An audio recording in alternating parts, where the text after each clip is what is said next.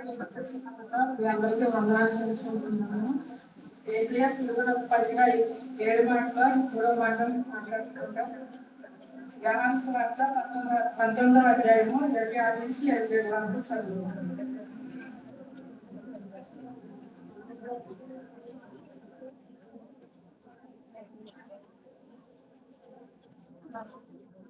యేసు తన తల్లికు తాను ప్రేమించిన శిష్యుడును దగ్గర నిలిచిగా చూసి, అమ్మా ఇదిగో నీ కుమారుడని తన తల్లితో చెప్పాను. ఆయన శిష్యుడు చూసి, ఇదిగో నీ తల్లి అని చెప్పాను. ఆ గడియ నుండి ఆ శిష్యుడు ఆమెను తన ఇంట చేర్చుకోలేను. ప్రభువైన యేసయ్య సిలువలో వేలాడుచున్న సమయంలో ఆయన మొత్తము నిర్జీవమైన స్థితిలో ఉన్నప్పుడు అక్కడ తన తల్లి అయిన మరియలు, యోహాను శిలువ దగ్గర ఉన్నారు. అప్పుడు యేసయ్య యోహానుతో మాట్లాడుతున్నాడు అనమాట. యేసు తన తల్లిను తాను ప్రేమించిన శిష్యుడును దగ్గర నిలిచిగా చూచి, అమ్మా ఇదిగో నీ కుమారుడని తన తల్లితో చెప్పాను. శిష్యుడితో చెప్తున్నాడు అనమాట యేసయ్య. తర్వాత శిష్యుని చూసి, ఇదిగో నీ తల్లి అని చెప్పాను. ఆ గడియ నుండి ఆ శిష్యుడు తన ఇంట చేర్చుకోలేదు. అక్కడ చాలా మంది శిష్యులు ఉన్నారు కదా, అయినా సరే యేసయ్య యోహాను ఎన్నుకున్నాడంటే ఆయనకి సహోదరులు కూడా ఉన్నారు. అయినా సరే దేవుడు యోహాన్ని ఎందుకు తన తల్లి బాధ్యత ఇచ్చాడంటే 4 కారణాలు ఉన్నాయి. మొదటి కారణం ఏంటంటే నిర్గమకాండము 20వ అధ్యాయము 12వ వచనం ఒకసారి చదువు.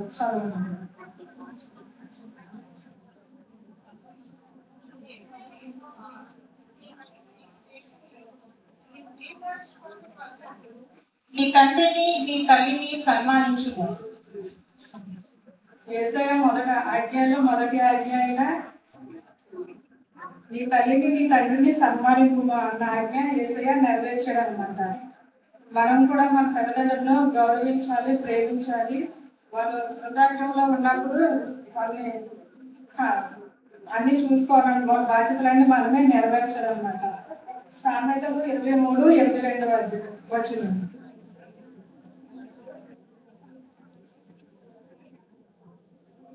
నిన్ను కనిన నీ తల్లి ఉపదేశము అంగీకరించును. నీ తల్లి ముదిరినందు ఆమెను నిర్లక్ష్యం చేయకు.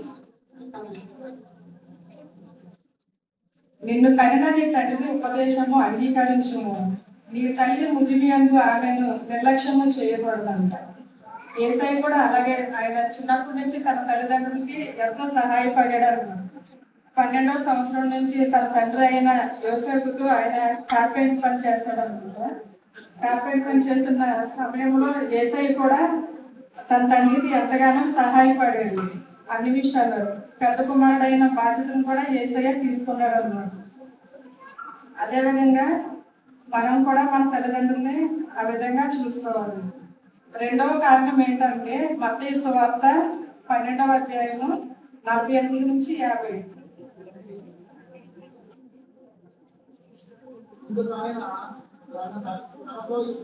చెప్పున్నాను చూసి, నా తల్లి ఎవరు, నా సహోదరులు ఎవరు అని చెప్పి తన శిష్యుల వైపు చెయ్యి చాపి, ఇదిగో నా తల్లియు నా సహోదరును, పరలోకమందున్న నా తల్లి చిత్తము చొప్పున చేయవాడే నా సహోదరును, నా సహోదరియు, నా తల్లియు అని. యేసయ్య పుట్టిన తర్వాత ఆయనకు 4 సహోదరులు కూడా ఉన్నారు. అయినా సరే వాళ్ళు యేసయ్యని వాళ్ళ సహోదరులు అప్పటికి దేవునికి దగ్గరగా లేరనమాట. స్పిరిచువల్ గా దేవునిలో ఎదగలేదు. అందుకే యేసయ్య తన శిష్యుడైన యోహానుకు ఈ బాధ్యతను అప్పగించాడు. మనం కూడా విశ్వాసులైన మనము అవిశ్వాసంతో సహవాసం చేయకూడదు, విశ్వాసంతోనే సహవాసం చేయాలి. అప్పుడు యేసయ్య జనసమూహంతో ఉన్నప్పుడు తన తల్లి అయిన మరియయు ఆయన సహోదరులు ఆయన దగ్గరికి వచ్చినప్పుడు అక్కడ ఉన్న ప్రజలు యేసయ్యకి చెప్తారన్నమాట, నీ తల్లియు నీ సహోదరులు నీ దగ్గరికి వచ్చారంటే అప్పుడు యేసయ్య అంటారు, నా తల్లి ఎవరు, నా సహోదరుడు ఎవరు అంటే అప్పుడు యేసయ్య మీరే నా తల్లియు నా సహోదరులు అని చెప్తాడు. దానికి అర్థం ఏంటంటే దేవుణ్ణి నమ్ముకున్న ప్రజలం కాబట్టి యేసయ్య వారినే ఇష్టపడతాడు. అందుకే యేసయ్య యోహానికి తన బాధ్యతను అప్పగించాడు.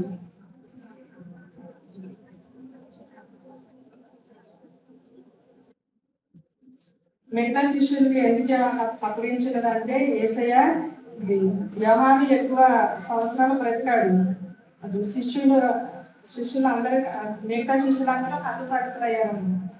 అందువల్ల యేసయ్యకు తన బాధ్యతను యోహానికి అప్పగించాడు.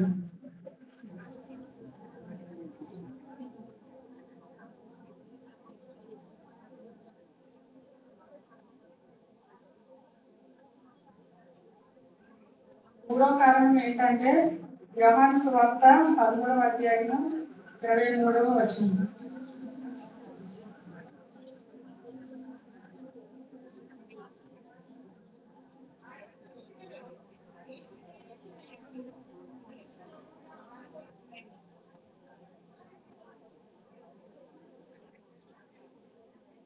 యోహాను యేసయ్య దగ్గర బాగా జీవించిన వ్యక్తి. ఆయన రొమ్మున ఆనుకున్న వ్యక్తి. యేసయ్య బ్రతికి ఉన్నంత కాలం ఆయనతో సహవాసం చేస్తూ జీవించడం అన్నమాట. కాబట్టి యేసయ్య మరియా యోగక్షేమాలు చూసుకుంటాడని యేసయ్య అది మన యోహానికి అప్పగించాడు.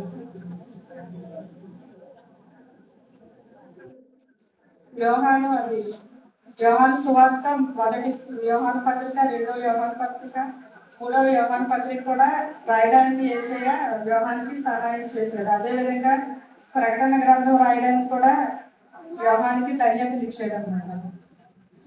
దీన్ని బట్టి మనం ఏం నేర్చుకోవాలంటే ఎఫెసీ పత్రిక 6వ అధ్యాయము 1 నుంచి 3 వచనాలు చదువుతాం.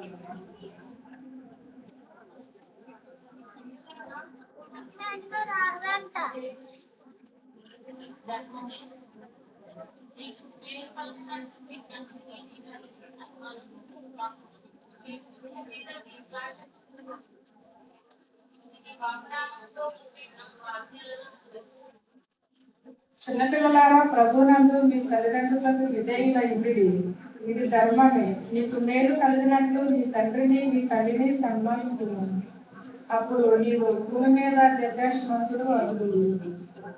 పిల్లలు తల్లిదండ్రులకు విధేయులై ఉండాలన్న, అప్పుడు వారికి మేలు కలుగుతుంది.